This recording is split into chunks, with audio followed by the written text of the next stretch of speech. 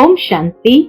आज 27 अगस्त 2022 के बाबा के अनमोल मधुर महावाक्य सुनेंगे। आज की बाबा की मुरली है ड्रामा। बाबा कहे, तुम इस बेहद के ड्रामा को बहुत अच्छी तरह से जानते हो। तुम्हें मुख्य पाठधारी हो, ये जागृति बाप ने आकर के दी है। बाबा कहे, इस विशाल ड्रामा के आदि मध्य अंत को जानना इतना ही नहीं, लेकिन मुख्य डायरेक्टर, क्रिएटर और प्रिंसिपल एक्टर को भी तुम जानते हो। बाबा कहे, तुम्हें साक्षी होकर के हर एक के पार्ट को देखना है, साथ ही साथ कभी साक्षी होकर के अपनी स्थिति के टेम्परेचर को भी चेक करो। तो बाबा कहे, तुम बच्चों को ड्रामा की इस पटरी पर खड़े होकर के तीनों कालों को देखते हुए अपने पार्ट को बहुत अच्छी तरह बजाना है। सुनते हैं बाबा के मधुर महावाक्य। ओम शांति। मीठे बच्चे, तुम इस बेहद लीला रूपी नाटक को जानते हो। तुम हो हीरो पाठधारी। तुम्हें बाप ने आकर अभी जागृत किया है। आज की मुरली से प्रश्न है, बाप का फरमान कौन सा है जिसे पालन करने से विकारों की पीड़ा से बच सकते हैं? उत्तर है, बाप का फरमान है, पहले 7 रोज भट्ठी में बैठो। तुम बच्चों के पास जब कोई आत्मा 5 विकारों से पीड़ित आती है तो उसे बोलो कि 7 रोज का टाइम चाहिए, कम से कम 7 रोज दो, तो तुम्हें हम समझाएं कि 5 विकारों की बीमारी कैसे दूर हो सकती है। जास्ती प्रश्न उत्तर करने वालों को तुम बोल सकते हो कि पहले 7 रोज का कोर्स करो। आज की मुरली से पहले गीत बजा है ओम नमः शिवाय। ओम शांति। बच्चों ने बाप की महिमा सुनी। यह जो बेहद की लीला रूपी नाटक है, उनकी लीला के आदि मध्य अंत को तुम बच्चे जानते हो। वो लोग समझते हैं कि ईश्वर की माया अपरंपार है।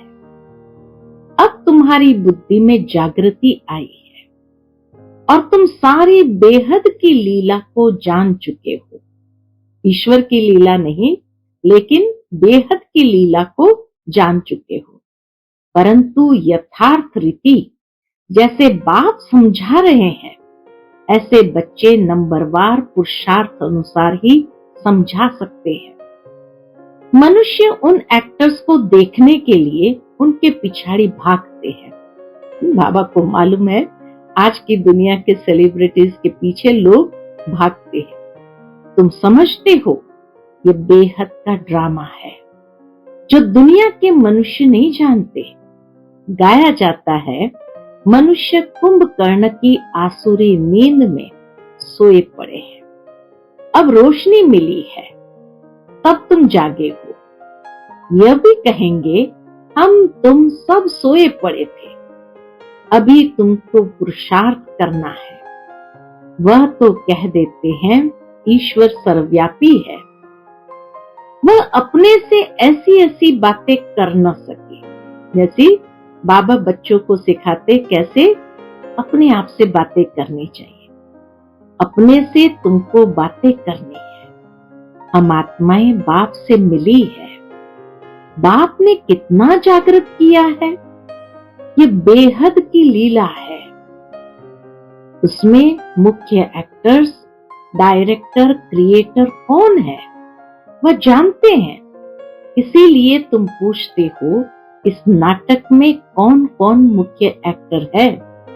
शास्त्रों में लिख दिया है, कौरव सेना में कौन बड़े हैं, पांडव सेना में कौन बड़े हैं।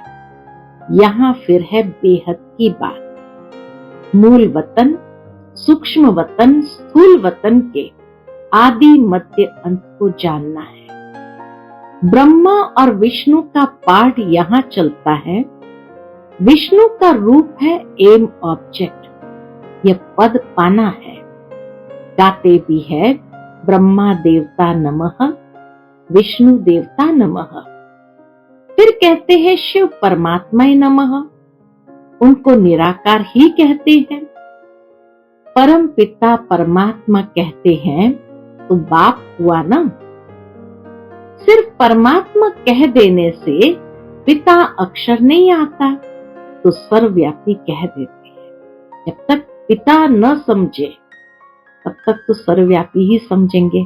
इसीलिए बाबा कई बार कहते हैं, पूछो तुम्हारा परम पिता परमात्मा से क्या संबंध है। तो बाबा कहे पिता अक्षर नहीं आता तो सर्वव्यापी कह देते हैं। इसलिए मनुष्य को कुछ समझ में नहीं आता, जैसे तुम भी नहीं समझते थे। बाप आकर पतितों को पावन बनाते हैं, ये किसको पता नहीं है।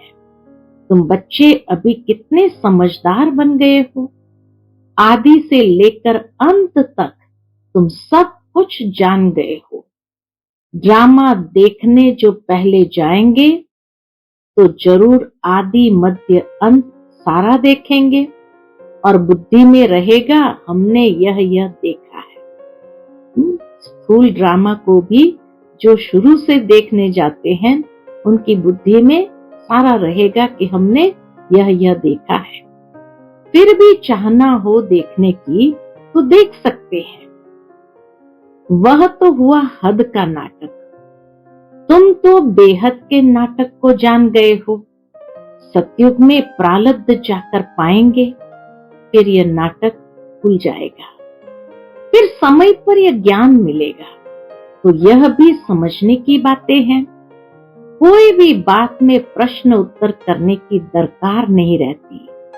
7 रोज भट्ठी के लिए कहा जाता है, परंतु 7 रोज बैठना भी बड़ा मुश्किल है। सुनने से ही घबरा जाते हैं। समझाया जाता है, ये क्यों कहा जाता है? क्योंकि आधा कल्प से तुम रोगी बने। इसलिए बाबा कहे 7 रोज बैठ समझो। लेकिन दुनिया वालों के लिए बड़ा मुश्किल है, सुनने से ही घबरा जाते हैं। लेकिन ये क्यों कहा जाता है? क्योंकि आधा कल्प से तुम रोगी बने हो। 5 विकारों रूपी भूत लगे हुए हैं। अब उनसे तुम पीड़ित हो। तुमको युक्ति बतलाएंगे कि कैसे इस पीड़ा से छूट सकते हो। बाप को याद करना है, जिससे तुम्हारी पीड़ा हमेशा के लिए खत्म हो जाएगी। बाप का फरमान है कि 7 रोज भट्ठी में बैठना है। गीता भागवत का पाठ रखते हैं तो भी 7 रोज बिठाते हैं। यह भट्ठी है, सब तो नहीं बैठ सकते। कोई कहां है। आगे चलकर बहुत वृद्धि को पाएंगे। ये सब है रुद्र ज्ञान यज्ञ की शाखाएं। जैसे बाप के बहुत नाम रखे हैं, वैसे इस रुद्र ज्ञान यज्ञ के भी बहुत नाम रख दिए हैं। रुद्र कहा जाता है परमपिता परमात्मा। सो तुम ही जानते हो। राजस्व अश्वमेघ अर्थात यह रथ इस यज्ञ में स्वाहा करना है। बाकी जाकर आत्माएं रहती है। सबके शरीर स्वाहा होने हैं। होलिका होती है ना, विनाश के समय सबके शरीर इस यज्ञ में स्वाहा होंगे। सबके शरीरों की आहुति पड़नी है। परंतु तुम बाप से पहले वर्षा लेते हो। जाना तो सभी को है, इस दुनिया से जाना तो सभी को है। रावण का बहुत बड़ा परिवार है, तुम्हारा है सिर्फ दैवी परिवार छोटा। आसुरी परिवार तो कितना बड़ा है, वह कोई देवता बनने वाले नहीं है। जो और धर्म में कन्वर्ट हो गए हैं वह निकल आएंगे। परम पिता परमात्मा ब्रह्मा मुख द्वारा मुख वंशावली रचते हैं। बाबा ने समझाया है, पहले हमेशा स्त्री को अडॉप्ट करते हैं, फिर रचना रचते हैं। वह तो है कुख वंशावली, यह सारी रचना है मुख वंशावली। तुम उत्तम ठहरे क्योंकि तुम श्रेष्ठाचारी बनते हो। तुमको सिर्फ बाप को ही याद करना है, क्योंकि ब्राह्मणों को बाप के पास ही जाना है। तुम जानते हो, वापस घर जाकर फिर सतयुग में आकर पाठ बजाना है सुख का। बहुत लोग समझते भी है, फिर भी 7 रोज देते नहीं है, तो समझा जाता है ये अपने घराने का अनन्य नहीं है। अनन्य होंगे तो उनको बड़ा अच्छा लगेगा। कई 5, 8, 15 दिन भी रह जाते हैं, फिर संग न मिलने कारण गुम हो जाते हैं। विनाश नजदीक आएगा तो सबको यहाँ आना ही है। राजधानी स्थापन होनी ही है। नंबरवार जैसे कल्प पहले पुरुषार्थ किया है, वह अभी भी करेंगे। तुम्हारी बुद्धि में है, हम बाप से वर्षा ले रहे हैं पुरुषार्थ अनुसार। जितना हम याद करेंगे, कर्मातीत बनेंगे, उतना उच्च पद पाएंगे। जितना हम याद करेंगे, कर्मातीत बनेंगे, उतना उच्च पद पाएंगे। पहले पहले सृष्टि सतो प्रधान थी, अब तो तमो प्रधान है। भारत को ही प्राचीन कहते हैं। तुम जानते हो, हम सो देवता थे, फिर 84 जन्म पास किए, अब फिर बाप के पास आए हैं वर्षा लेने। बाप आए हैं पावन बनाने। पतित बनाता है कौन? रावण। हम बेहद के मुख्य ऑलराउंड पाठधारी है। हम कौन है? हम बेहद के मुख्य ऑलराउंड पाठधारी है। सूर्यवंशी, चंद्रवंशी, वैश्यवंशी, शूद्रवंशी। चक्कर लगाकर अब शूद्रवंशी से फिर ब्राह्मण वर्ण में आए। ब्राह्मण तो जरूर चाहिए ना। ब्राह्मण है चोटी। ब्राह्मण चोटी रखवाते हैं। देवता धर्म भी बड़ा है, यह तो बुद्धि में है ना। हम बेहद ड्रामा में ऑल राउंड पार्ट बजाने वाले हैं। यह वर्ण भारत के लिए ही गाए गए हैं। अक्सर करके विष्णु को ही दिखाते हैं। उसमें शिव बाबा और ब्राह्मणों की चोटी उड़ा दी है। जो दुनिया के वर्ण दिखाते हैं, उसमें शिव बाबा और ब्राह्मणों की चोटी उड़ा दी है। वह दिखाते नहीं है। अभी तुम्हारी बुद्धि में 84 जन्मों का राज बैठा हुआ है। तुम कितने जन्म लेते हो? दूसरे धर्म वाले कितने जन्म लेते हैं? एक जैसे जन्म तो नहीं ले सकते। पीछे आने वाले के जन्म कम हो जाएंगे। पहले पहले आने वाले के ही 84 जन्म कहेंगे। सब थोड़ी सूर्यवंशी में आएंगे। यह भी हिसाब है। इनको डिटेल कहा जाता है। बहुत बच्चे भूल जाते हैं। स्कूल में भी फर्स्ट सेकंड ग्रेड तो रहती है ना। पहली पहली नजर टीचर की फर्स्ट ग्रेड वालों की तरफ ही जाएगी, तो तुम्हारी बुद्धि में सारी रोशनी है। बाकी एक एक की डिटेल में तो जा नहीं सकते। मुख्य धर्मों का समझाया जाता है। सारे ड्रामा की लीला को बुद्धि में रखते हुए फिर भी तुम समझते हो कि हमको अब वापस लौटना है। जब हम कर्मातीत अवस्था को पाएंगे, तब ही गोल्डन एज के लायक बनेंगे। बाप को याद करने से हमारी आत्मा पवित्र बन जाएगी। बाबा कहे, जब हम कर्मातीत अवस्था को पाएंगे, तब ही गोल्डन एज के लायक बनेंगे। बाप को याद करने से ही हमारी आत्मा पवित्र बन जाएगी। फिर चोला भी पवित्र मिलेगा। बाप को याद करते करते हम गोल्डन एज में चले जाएंगे। अपना टेम्परेचर देखना होता है, अपने स्थिति का टेम्परेचर देखना होता है। जितना ऊंच जाएंगे उतना खुशी का पारा चढ़ेगा। नीचे उतरने से खुशी का पारा भी नीचे उतर जाता है।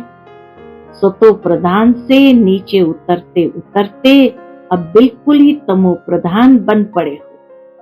अब बाप समझा रहे हैं, फिर भी माया घड़ी घड़ी भुला देती है। यह है माया से युद्ध। माया के वश बहुत हो जाते हैं। बाप कहते हैं सच्ची दिल पर साहबराजी होगा।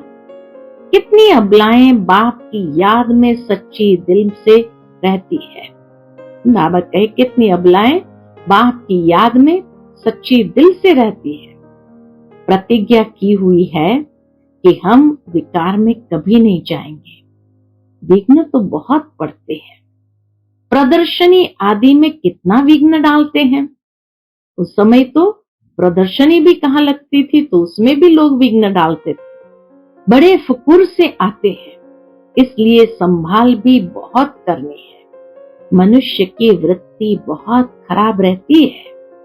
पंचायती राज्य है ना, फिर सतयुग में होते हैं 100% religious, righteous, lawful, solvent DT government. इतनी अच्छी बात कही बाबा ने। सतयुग में होते हैं 100% रिलीजियस यानी श्रेष्ठ, धार्मिक, राइटियस अर्थात सदाचारी, लॉफुल नियमों पर चलने वाले, सॉल्वेंट एकदम शुद्ध पवित्र, डीटी गवर्नमेंट देवताई राज्य। तो तुम बच्चों को बड़ी मेहनत करनी है। चित्र भी बहुत बनते रहते हैं। इतना बड़ा चित्र हो जो मनुष्य दूर से ही पढ़ सके। ये बहुत समझने और समझाने की बात है, जिससे मनुष्य समझे कि बरोबर हम स्वर्गवासी थे, अब नरकवासी बने हैं, फिर पावन बनना है। ड्रामा का राज भी समझाना है। ये चक्र कैसे फिरता है, कितना समय लगता है। हम ही विश्व के मालिक थे, आज तो एकदम कंगाल बन पड़े हैं। रात दिन का फर्क है। यह भी अपने विकर्मों का फल है जो भोगना पड़ता है। अब बाप कर्मातीत अवस्था बनाने आए हैं। भारत क्या था, अब क्या है। अब इस युद्ध में सारी दुनिया स्वाहा होनी है। यह भी तुम बच्चे जानते हो। बाप कहते हैं खूब पुरुषार्थ कर महाराजा महारानी बनकर दिखाओ। चित्र पर बहुत अच्छी रीति समझाना है। बुद्धि में यही याद रहे कि हम कितना ऊंच थे, फिर कितना नीचे गिरे हैं। गिरे हुए तो बहुत तुम्हारे पास आएंगे। क्या कहे बाबा ने, कैसी भविष्यवाणी। गिरे हुए तो बहुत तुम्हारे पास आएंगे। गणिकाओं अहिल्याओं को भी उठाना है। उन्हों को जब तुम उठाओ तभी तुम्हारा नाम बाला होगा। अब तक किसकी बुद्धि में बैठता नहीं है। दहली से आवाज निकलना चाहिए, वहां झट नाम होगा, परंतु अजुन देरी दिखाई देती है। अबलाओं गणिकाओं को बाप कितना ऊंच आकर उठाते हैं। तुम ऐसे ऐसे का जब उद्धार करेंगे तब नाम बाला होगा। बाबा कहते हैं ना, अभी तक आत्मा अजुन रजो तक आई है, अभी सतो तक आना है। बाबा तो कहते हैं कुछ करके दिखाओ। तुम बच्चों को तो बहुत सर्विस करनी है, परंतु चलते चलते कोई न कोई ग्रहाचारी बैठ जाती है। कमाई में ग्रहाचारी होती है ना, माया बिल्ली बेहोश कर देती है। गुल बकावली का खेल है ना। बच्चे तो खुद समझ सकते हैं कि बाप दादा के दिल पर कौन चढ़ सकते हैं। संशय की कोई बात नहीं। कई प्रश्न पूछते हैं, ये कैसे हो सकता है। अरे तुम साक्षी होकर देखो। ड्रामा में जो नूंद है सो पाठ चलना है। ड्रामा के पट्टे से गिर पड़ते हैं। बच्चे कभी कभी ड्रामा के पट्टे से ही गिर पड़ते हैं। जिनको समझ में आता है वह नहीं गिरते हैं। तुम क्यों गिरते हो? ड्रामा में जो नूंद है वह होता है ना। भारत में हजारों को साक्षात्कार होता है। ये क्या है? इतनी आत्माएं निकल कर आती है क्या? ये सब ड्रामा का खेल समझने का है। इसमें संशय की बात नहीं हो सकती। कितने संशय में आकर पढ़ाई छोड़ देते हैं, अपना ही खाना खराब करते हैं। कोई भी हालत में संशय बुद्धि नहीं बनना है। बाप को पहचाना, फिर बाप में संशय आ सकता है क्या? बच्चे जानते हैं हम पतित पावन बाप के पास जाते हैं पावन बनकर, तो गाया हुआ है पतित पावन को आना है और पतितों को पावन बनाना है। जो बनेंगे वही पवित्र दुनिया में चलेंगे और अमर बनेंगे। बाकी जो पवित्र नहीं बनेंगे वह अमर नहीं। तुम अमर दुनिया के मालिक बनते हो। बाप इतना ऊंच वर्षा देते हैं, पवित्र ऐसा बनते हैं जो फिर 21 जन्म पवित्र रहते हैं। सन्यासी तो फिर भी विकार से जन्म लेते हैं, अमरपुरी के लायक नहीं बनते हैं। अमरपुरी का लायक बाबा बनाते हैं। यह अमर कथा पार्वतियों को अमरनाथ बाबा शिव ही सुना रहे हैं। बच्चे आए हैं बेहद बाबा के पास, वर्षा तो लेना ही है ना। यहाँ सागर के पास आते ही है, इसलिए रिफ्रेश होने के लिए फिर जाकर आप सामान बनाना है। तो बच्चों का भी यही धंधा हुआ। अच्छा, मीठे मीठे सिकिलते बच्चों प्रति माता पिता बाप दादा का याद प्यार और गुड मॉर्निंग। रूहानी बाप की रूहानी बच्चों को नमस्ते। हम सब रूहानी बच्चों की रूहानी माता पिता बाप दादा को याद प्यार, गुड मॉर्निंग और नमस्ते नमस्ते। शुक्रिया बाबा, शुक्रिया। आज की मुरली से धारणा के लिए मुख्य सार है। पहली पॉइंट, किसी भी बात में संशय नहीं उठाना है। ड्रामा को साक्षी हो देखना है। कभी भी अपना रजिस्टर खराब नहीं करना है। दूसरी पॉइंट, कर्मातीत अवस्था तक पहुंचने के लिए याद में रहने का पूरा पुरुषार्थ करना है। सच्चे दिल से बाप को याद करना है। अपनी स्थिति का टेम्परेचर अपने आप देखना है। आज का बाप दादा का मधुर वरदान हम बच्चों के प्रति है। संतुष्टता के खजाने द्वारा हद की इच्छाओं को समाप्त करने वाले सदा संतुष्ट मणि भव। संतुष्टता के खजाने द्वारा हद की इच्छाओं को समाप्त करने वाले सदा संतुष्ट मणि भव। जिनके पास संतुष्टता का खजाना है उनके पास सब कुछ है। जो थोड़े में संतुष्ट रहते हैं उन्हें सर्व प्राप्तियों की अनुभूति होती है। और जिसके पास संतुष्टता नहीं तो सब कुछ होते भी कुछ नहीं है।